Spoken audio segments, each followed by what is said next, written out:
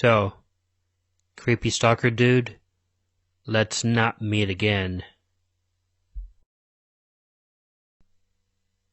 38.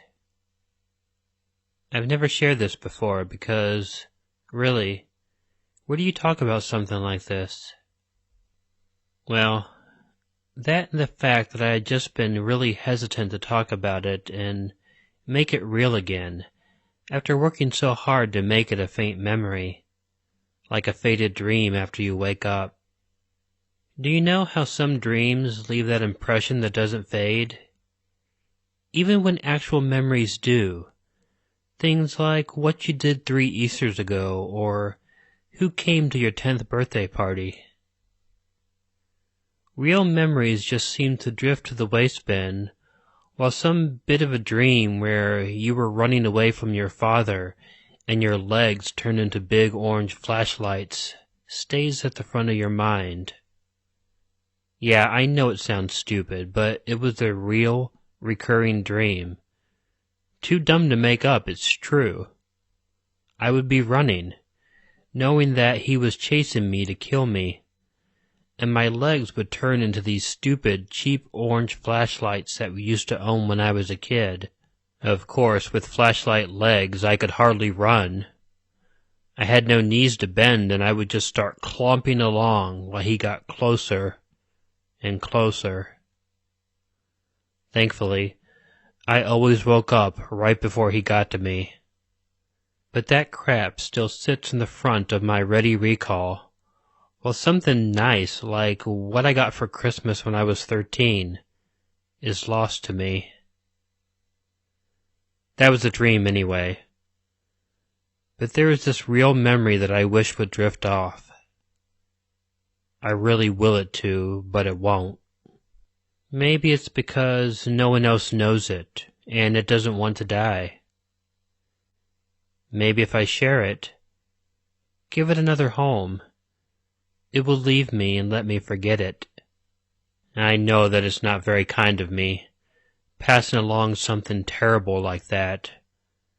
But I figure no one is forcing you to read this, whoever you are, and maybe you can take it and forget it like I cannot. Anyway, I think that I'm stalling. I cannot believe how my heartbeat and pulse are rising just as I start thinking about writing this. Okay, here I go. I was 19 years old. 19 years and 8 months, actually. I remember because I was born at the end of March, and this was Thanksgiving. I'd already had an early dinner with my family.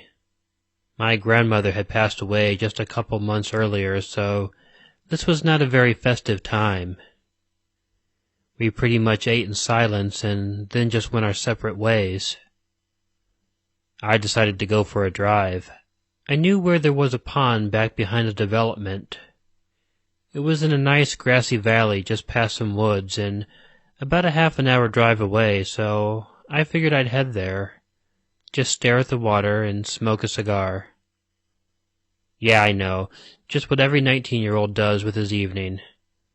I was a dumb teen. I smoked cigars because no one else my age did it. Stupid.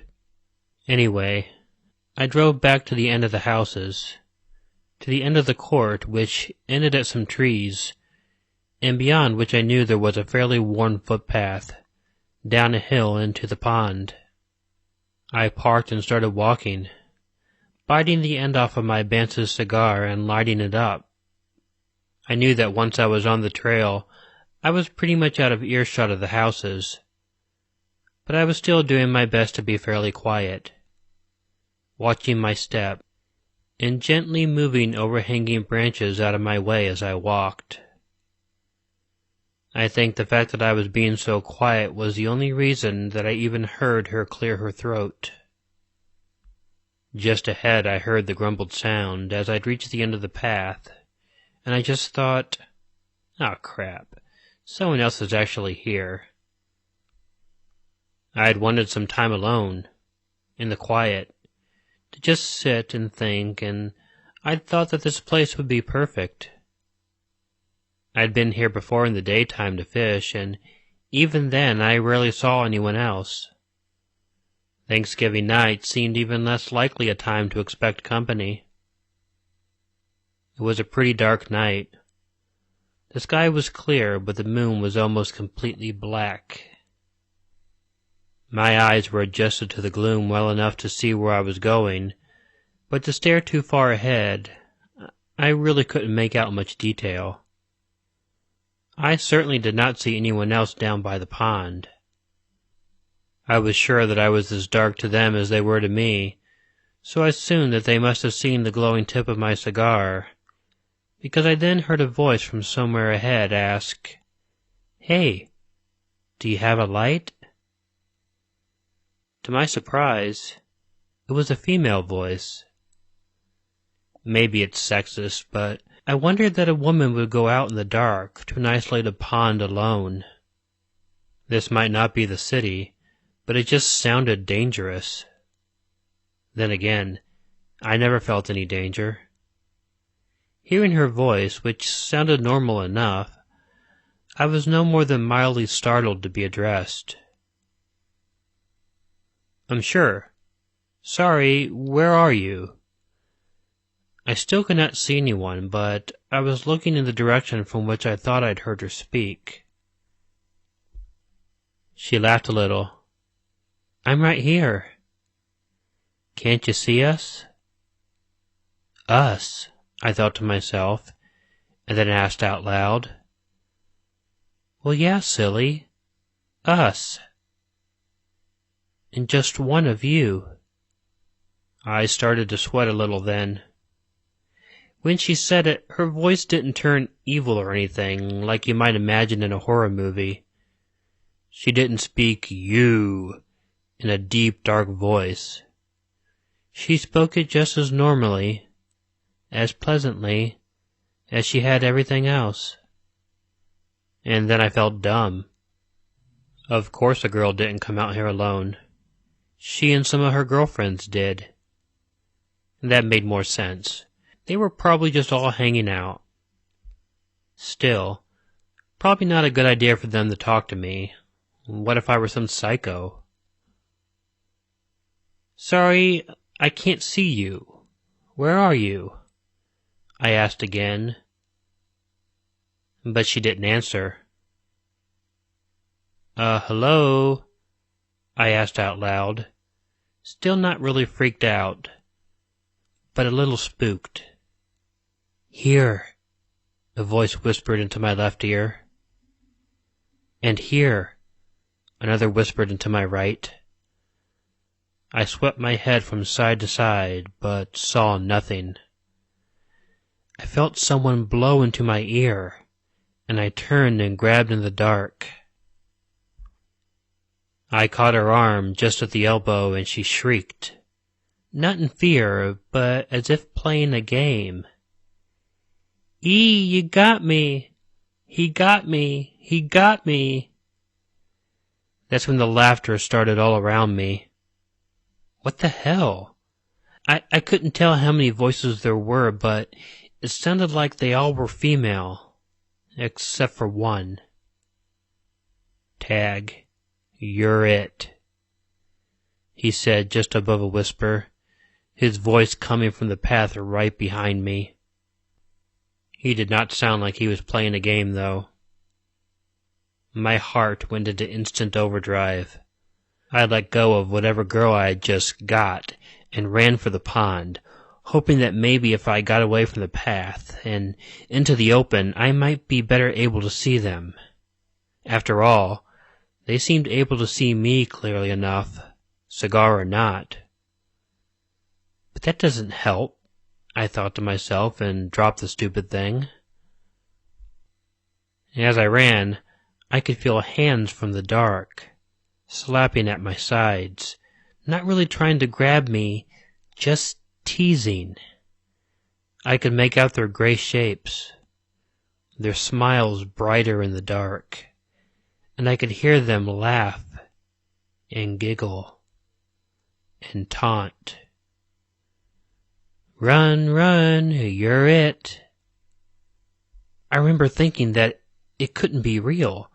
This was the stuff of a really poorly made horror movies. People did not do things like this. Knowing that it had to be a stupid prank that was probably being filmed in night vision and would end up with me being the chicken crap loser on the funny YouTube video, I stopped running and turned around. All right then. If I'm it, then I chase you. I tried to sound brave as I said it, but I still could not see anyone very well at all, even though I could now see their basic outlines. There were at least 8 of them. And here I come. I started striding right towards the biggest looking one, the one I assumed was the man I had heard behind me at the exit of the trail. He would see that I wasn't just some stupid victim. I was angry. I walked right up and swung. He did not even try to move, and I felt my fist connect with his nose. "Screw you!" I shouted, and walked for the path to leave. I saw 2 very tall silhouettes there at the mouth of the path, and behind me I heard the male voice say, "Tag. I'm it." I just lost it. I ran at the 2 tall shapes and watched them shift to stand shoulder to shoulder, but I just put down my head and charged. It felt like I'd run into a wall when I hit them, and then I felt their fists as they pounded the back of my head and my neck. I curled up on the ground and just yelled, "Why are you doing this?" Cliched, I know, but trust me, if you are ever in a situation like this, I bet you'll ask the same thing. It all made no sense. There was no reason. If you're gonna die, you at least want to know why. At some point they stopped, with a final kick to my stomach. They hadn't beaten me too badly because I was still conscious, but gasping for breath. Then I felt a kiss on my neck, and a female voice asking, "What are you thankful for?" "What?" I asked. This was just wrong. "You heard me. What are you thankful for? It is Thanksgiving.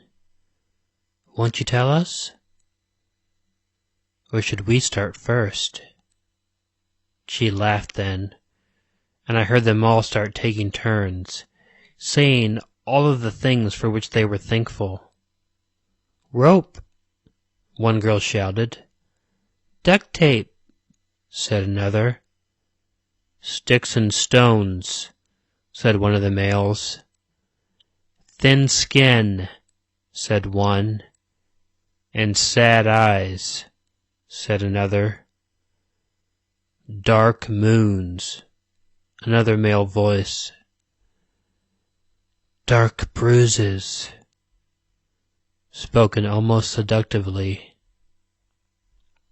"Pumpkin pie," shouted one of the women, and they all laughed at that. Then right in my ear, the female who had kissed my neck whispered, "Victims." I knew that they were going to kill me then. The way that she said it took away any doubt. They wouldn't just beat me and leave. I still didn't know why or what I had done to provoke all of this. I felt her place a knife against my throat then, and she said, "Stand up, pretty please." I was sure that this was the same woman who had asked for a light. I stood up. "Do you still want a light?" I asked. She then laughed so hard that I could feel the knife in her hand shaking against my neck as she shook with laughter. Funny, but she did have a pretty laugh. "Sure, honey. Give me a light." I reached into my pocket and, before I could let myself reason through things, pulled my hand out with my pocket knife, flicked the thumb tab, and stabbed to the right into what I assumed was her stomach. She was so stunned that she dropped the knife at my neck. How easily could she have just slit my throat then? I ran, slashing the air in front of me with a small knife in my hand, directly at the mouth of the path. I could see it, lighter than the trees on either side. It was not currently blocked by the two men. They must have assumed that they had had me already. I felt a hand grab my arm, and I slashed it twice until it let go.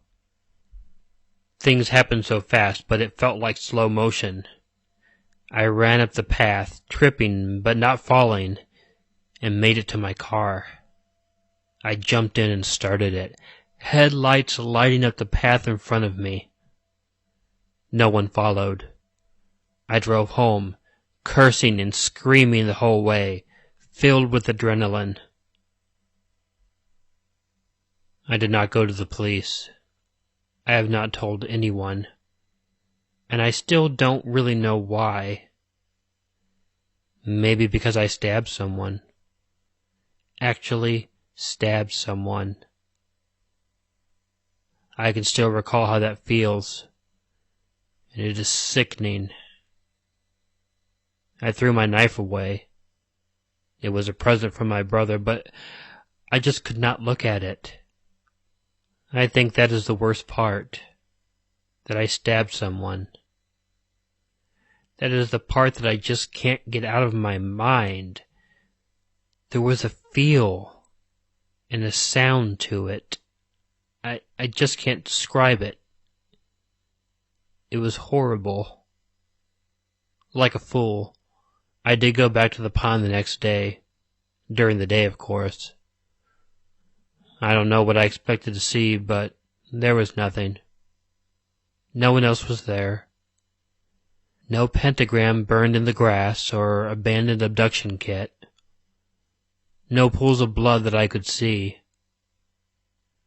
Anyway, that was the last time that I went to the pond. I hope that after sharing this, I can just let this become a forgotten memory. I'm so sorry. 39. This might be a long post. I know we're not supposed to moan about story length, but just a heads up. I've told the story many times before, and as a result have seen it condensed over many tellings. I'll try and return it to the full length as best as... Everyone didn't see me collapse, so I was left alone while my dad ran back with the kids accidentally. While I was gasping for air, I saw the door open and saw the shadowy figure approach me. I could smell a stench smell, which I now deduce as liquor on the dark figure, and he grabbed my arm firmly and started to drag me. Somehow, I fought off the man's arm and sprinted with all that I had back to the end of the road, where my teammates and father were waiting at. I was hysterical. They all clearly thought I was joking with them, but in the morning, they could see that there was clearly bruising on my wrist from the man. My dad called the police.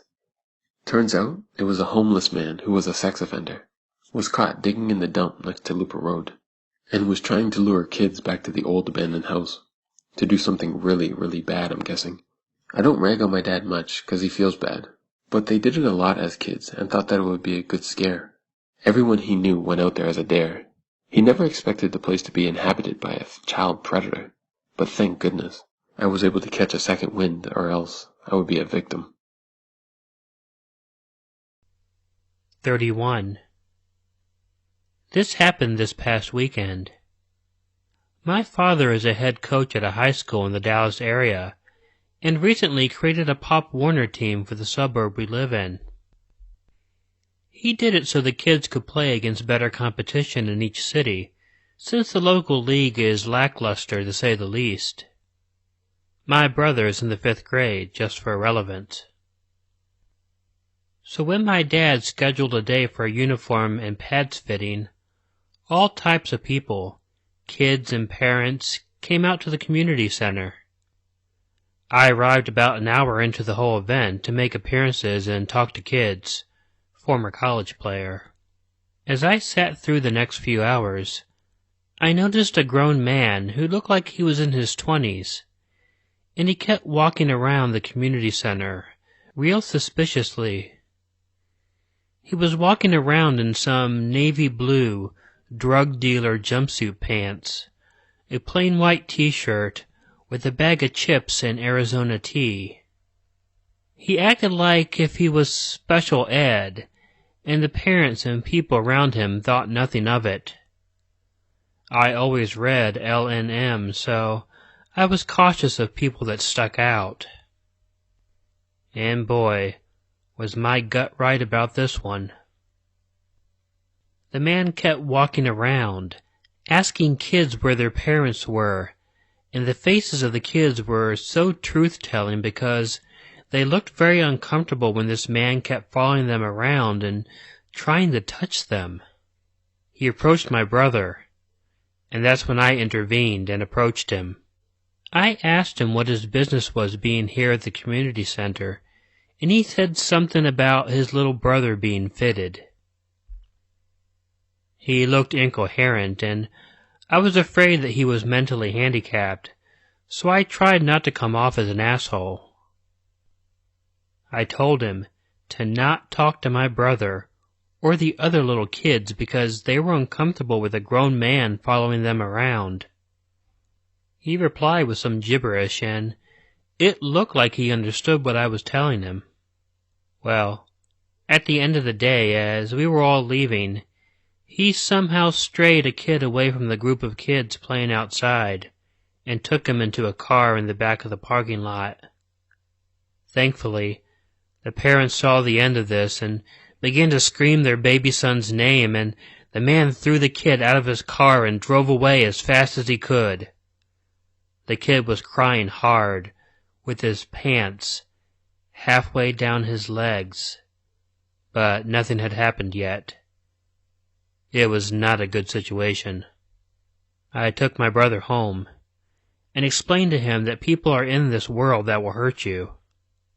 And I said to always look out for creepy or uncomfortable people, just to be safe.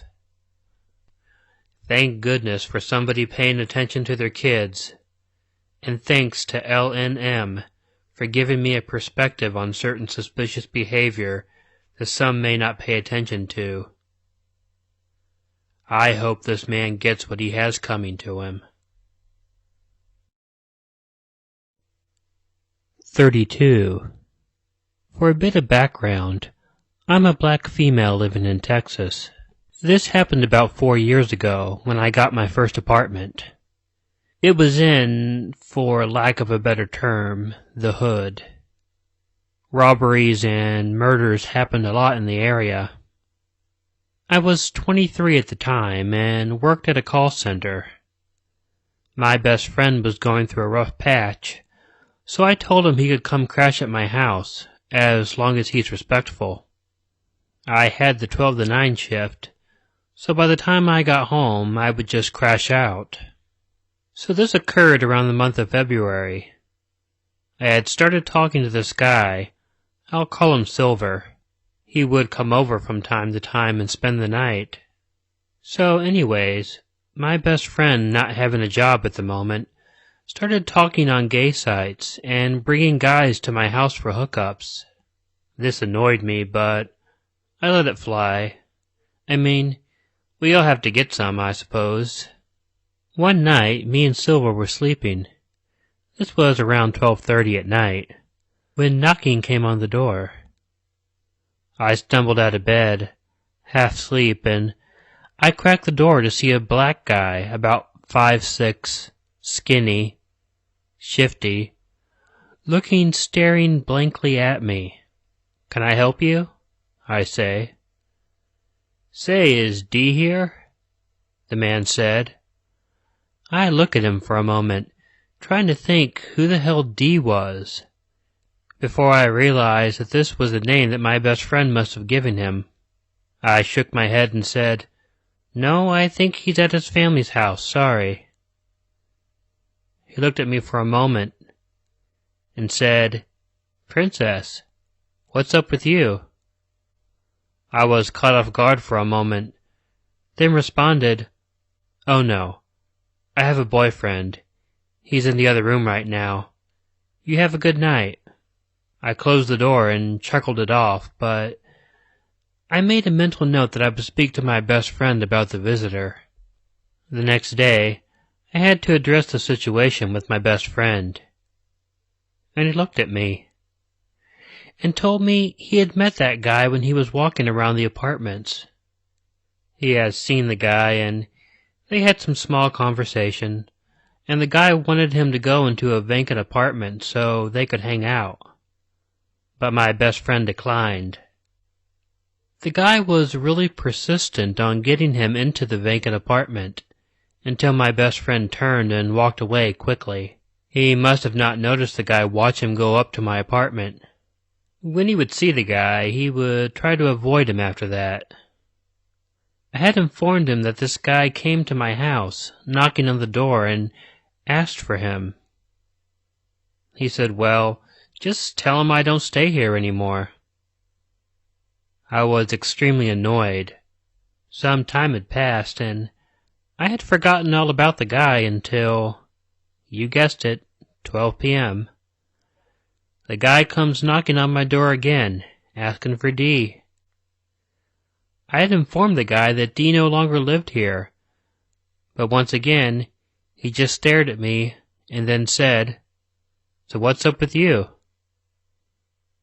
I had to remind him that I was involved yet again, and then I wasn't interested. To that, he would just walk away.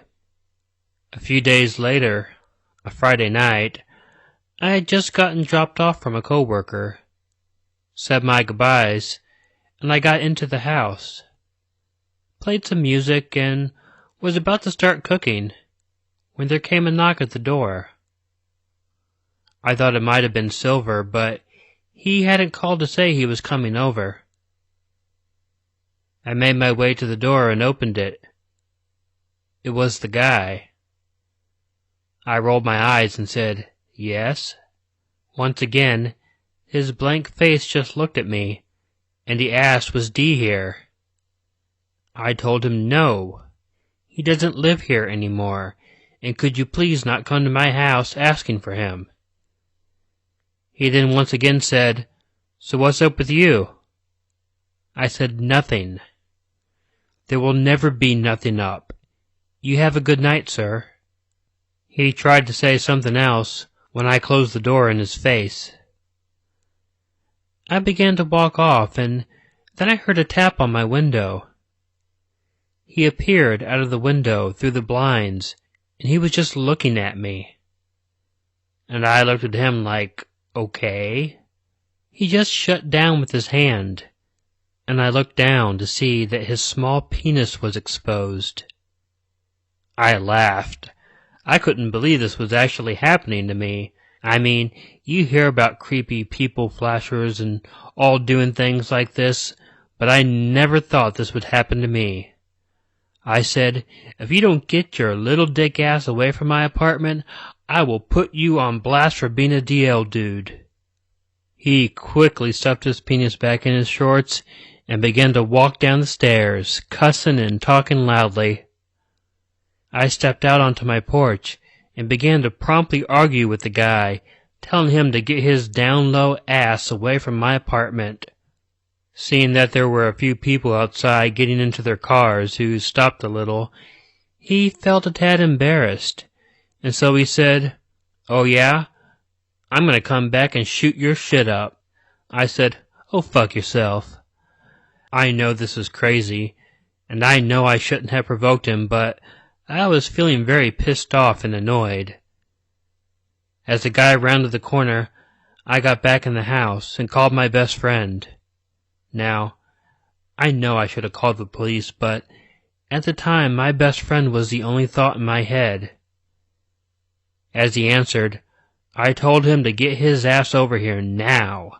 This dude is threatening me, and you need to handle this. Let him know that you are not interested in talking to him. My best friend was running from his mom's house, which is a couple apartments away across the street. I was so pissed off with this situation. It's still occurring time after time. I had told him to get rid of the guy. I explained the situation of what was happening, and I told him he said he was going to come back and shoot this shit up. Then I hear footsteps running up my stairs. We both look towards the door, too nervous to open it. Then we heard jiggling of the door handle and beating on the door. My best friend started hyperventilating and said, "What the fuck?" I tell him to call the police. And then the pounding of the door gets louder. So we ran to the kitchen. While she spoke with the dispatcher, as they talked, I noticed that the sounds got quieter. So I walked towards the door. Then I heard a loud bang and the window shake. My best friend hit the floor and screamed to the dispatcher, "Oh my God, I think he shot a gun." I closed my eyes and thought, I'm expecting to be shot dead. But I wasn't. I peeked out of the window to see him standing a few steps down the stairs. He had thrown an actual brick that hit square dead in the middle of the 4 window panes, but it didn't shatter. He turned and ran. Some time later, the police arrived. We filled them in on what had happened, and they treated it as if it was a joke, or some lover spat. I was highly annoyed, so I told them thank you for doing nothing, and I closed my door and tried to calm myself down. I called Silver to come over just in case, if the guy had came back, but I had never seen him since, and glad that we never met again. 33. I've been stalking this Reddit for about 4 to 5 months now, reading the various stories, and one of my friends told me I should post because I've had an eventful life, filled with weird, creepy encounters, to the point where it no longer bothers me.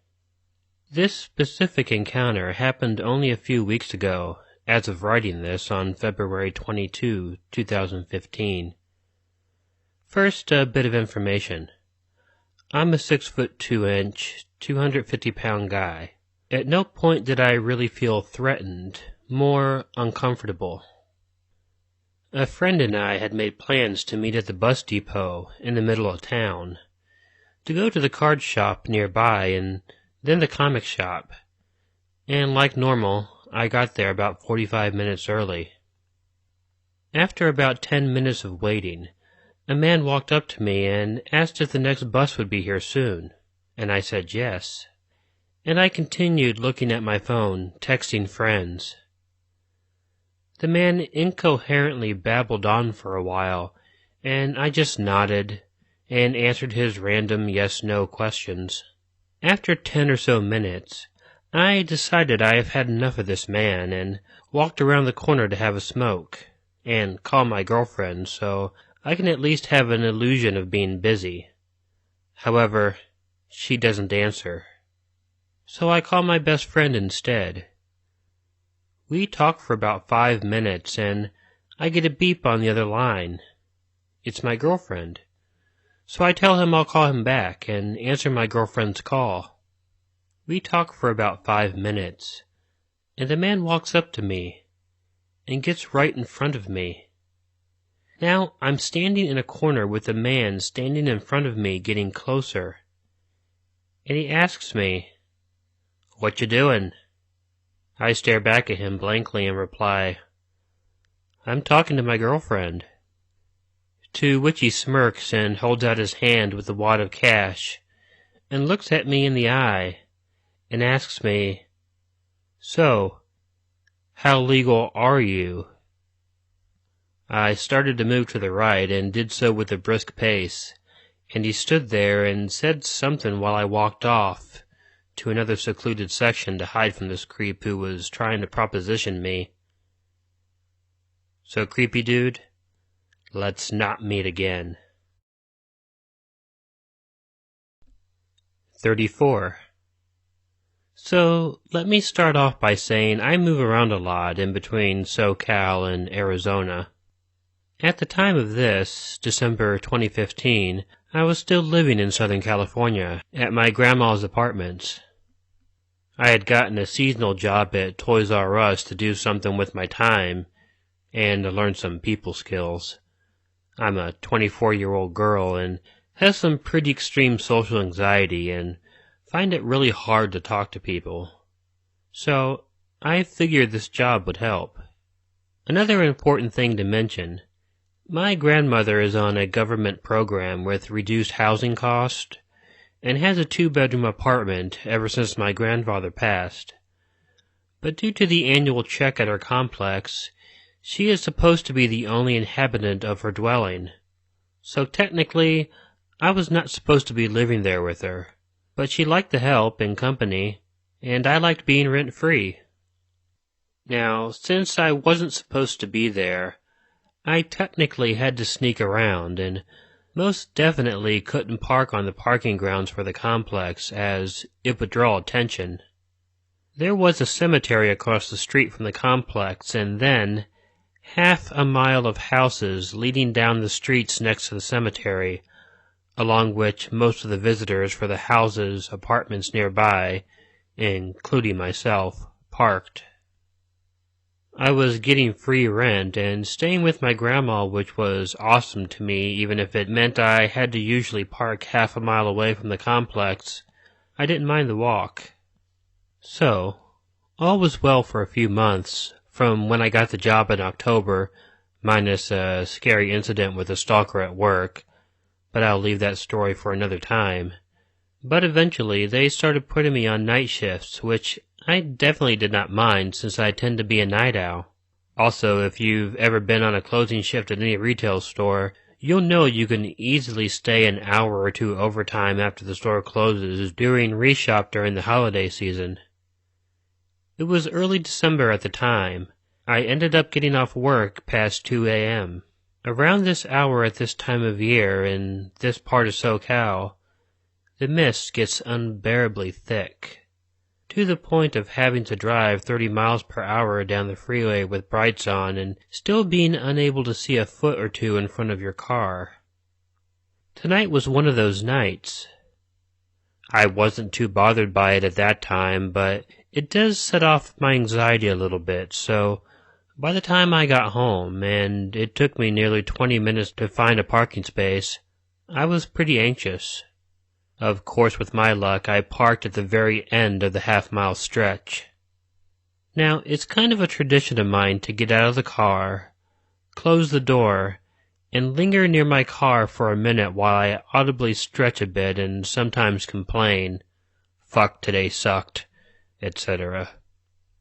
It's just a little habit thing I do, and tonight was no different. I immediately after tucked my purse under my arm, turned on my phone flashlight, and stuck it in front of my face to see where I was going because the fog was so thick I couldn't see a foot in front of my face. I had walked in this weather many times before, so I knew my way home. A straight shot walk for half a mile, and a sharp turn left at the end of the cemetery, then crossing the street and into the gated complex. So I was on my merry way, until I heard it. A loud, almost obnoxious cough, and footsteps. My alert mode set in, and I instantly started walking faster and trying to be quieter about my movements. Call me paranoid, but I've had a fair number of let's not meet moments, and I certainly wasn't keen about meeting the stranger walking behind me. Especially given the fact that I can't see a foot in front of my face, even with streetlights and my phone flashlight. This continues for a few minutes, with an occasional cough behind me. And then I hear a whistle. The kind catcallers do, which bewilders me because 1. You can't see shit. 2. Since you can't see shit in this weather, I assume the person is purposely intimidating me, at which point I give up on walking and break into a run. The steps behind me break into a full-blown run, and I hear panting. Clearly the dude isn't in the best shape. Neither am I, but the run didn't win me as bad. By now, I'm speed-walking next to the cemetery, and for some godforsaken reason, my panicked mind tells me it would be better to duck into the cemetery and hide